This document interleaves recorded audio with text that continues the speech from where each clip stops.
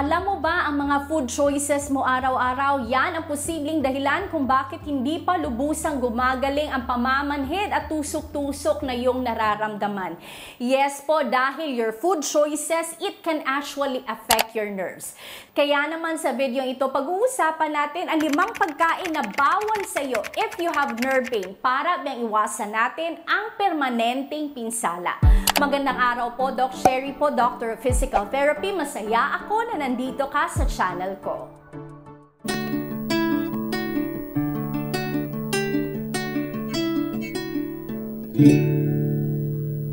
If bago ka pa sa channel natin, you need to know that in this channel, we do a holistic approach po for as much as nerve recovery is concerned. Bakit? Maraming pag-aaral na ang nagpapatunay na ang long-term na reliance sa pag-inom ng gamot lamang para sa nerve pain, pwede itong magbigay ng long-term side effects. Ang video na ito napaka-basic pero napakahalaga dahil we get to the root cause of the problem. Ang napakahalaga nito even if ang cause ng pamamanhid, tusok-tusok, pangangalay at pangangapal ng iyong paa at kamay ay dahil sa diabetic neuropathy, sciatica or even carpal tunnel syndrome. Ang unang kalaban sa nerve healing and nerve repair, matatamis na pagkain at soft drinks.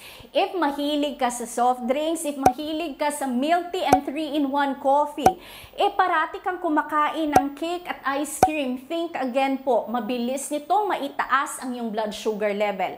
At ang elevated na blood sugar, nakakasira ito sa maliliit na blood vessels sa iyong nerves, which are supposedly there para po ma-deliver ang nutrients at ang oxygen na kailangan sana for nerve repair. Matanong ko lang, ilang beses ka bang umiinom ng soft drink sa loob ng 1 linggo? At ilang basong coffee ba na 3-in-1 ang nauubos mo araw-araw? Processed meat. Pagkain tulad ng hotdog, ng spam, ng bacon at ng ham. Napatunayan na ito sa maraming pag-aaral and even validated by the American Urology Association. Naglalaman ito ng maraming preservatives at nitrates na over time po it can cause chronic na inflammation or pamamaga sa ating katawan. Ito ang main na dahilan sa maraming chronic conditions tulad na lamang halimbawa ng hypertension and even cancer. And nerve injury is not an exception for this. So kung sa kasalukuyan ikaw ay nakakaranas ng sintomas ng nerve damage pero parati ka pa din kumakain ng hotdog sa umaga tapos ham sandwich sa hapon, i-correct mo yan dahil hindi po maganda yan sa'yo at nakakalala ito ng nerve damage. Masarap at mabilis i-prepare, pero worth it ba ang risk na maibibigay nito sa epekto sa ating katawan? Try to check po. Alak. Kailangan mong iwasan ang alak if ikaw ay nakakaranas ng neuropathy symptoms. Simply because may tinatawag tayo na alcoholic neuropathy kung saan po ang alcohol ang main culprit ng neuropathy symptoms. At the same time, ang alak naglalaman ng ethanol. May 2 paraan kung saan nakakasira ito sa iyong nerves. Number 1, naaapektuhan ito ang kakayahan ng iyong katawan para ma-absorb ang B vitamins which is supposedly kailangan for nerve healing. At the same time, ang ethanol sa alak, naaapektuhan nito ang iyong myelin sheath, ang covering sa iyong nerves which is kailangan for proper nerve impulse transmission. Kaya naman, if sa tingin mo ang beer and other alcoholic beverages ang ways mo para ma-relieve ang iyong stress, think again.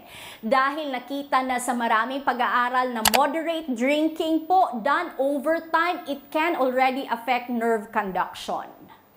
Oily foods and trans fat. Mahilig ka bang kumain ng french fries, kwek-kwek, turon, or mga pagkain kung saan alam mo na ang oil na ginagamit ay recycled? Kailangan mo pong iwasan yan dahil it releases po oxidative stress sa ating katawan na hindi maganda para sa iyong nerves and can worsen neuropathy symptoms. Kaya naman try to check and evaluate. Mahilig ka ba sa street foods or team lutong bahay ka ba? Please comment down below. Sobrang refined carbs. Nako, maraming Pilipino talaga ang guilty nito dahil mahilig talaga tayo sa white rice. Pero ang sobrang consumption po ng white rice, ng white bread, and even instant noodles po, it can easily spike up our blood sugar level. At alam naman natin na isang common na complication ng mataas na blood sugar ay ang neuropathy symptoms.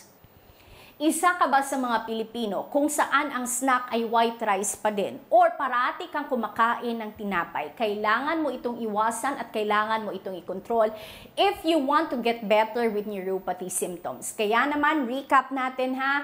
If ikaw ay nakakaranas ng pamamanhid, tusok-tusok, pangangalay, sharp shooting type of pain, parang nangangapal ang iyong kamay at paa, those are all nerve symptoms.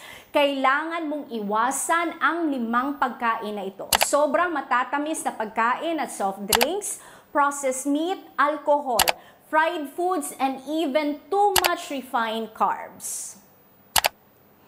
These are simple changes na pwede mong gawin sa iyong diet pero malaki talaga ang maitutulong nito sa iyo.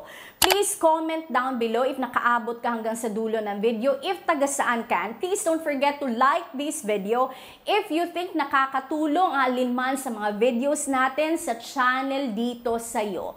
Also, if gusto mong malaman ang 5 pagkain na makakatulong talaga for nerve pain, meron tayong video dito. I-check mo ito, makakagabay talaga sa iyo ito. Maraming salamat po sa panunood. This is again Doc Sherry. I will see you po on our next video. Hello po, Doc Sherry po. Sino po sa inyo ang hindi pa nakasubok sa BeFreeze Cooling Gel? Kailangan mo talaga itong subukan dahil napakaganda at napaka-unique ng formulation na ito. In fact, marami na tayong repeat orders, repeat users at marami na ang nag-hoard ng BeFreeze. Napakabango din ito. Pagbukas mo pa lang ng parcel mo, maaamoy mo na talaga ito. And if gusto mong matulog ng mahimbing sa gabi, i-apply mo lang ang BeFreeze Cooling Gel sa iyong leeg, sa iyong upper back at sa iyong lower back. You will feel refreshed po and relaxed the following day. Wala po itong side effects dahil gawa po ito sa natural imported ingredient na Arnica montana extract. If hindi mo pa ito na-check, I will put it in the link below para ma-check mo. At careful din dahil may kumakalat na fake BeFreeze. Ang original at legit na BeFreeze, pwede mo lang mabibili sa ating official store dahil ako po talaga ang nag-formulate nito. Ang consistency din nito, pwede mong i-spread para makatipid ka nito. Isang box is only priced at 389 pesos and usually magagamit mo na ito sa loob ng 1 buwan. Ang original na BeFreeze po ay nakalagay sa isang box. Tapos, ang fake naman, wala itong box. Tapos, white ang content ng kaniyang gel. This one po is blue-green with lactose beads po to help you feel relaxed. Check mo ang BeFreeze, check mo ang reviews. Nakatulong ito sa iba at pwede ding makatulong ito sa iyo. God bless you po.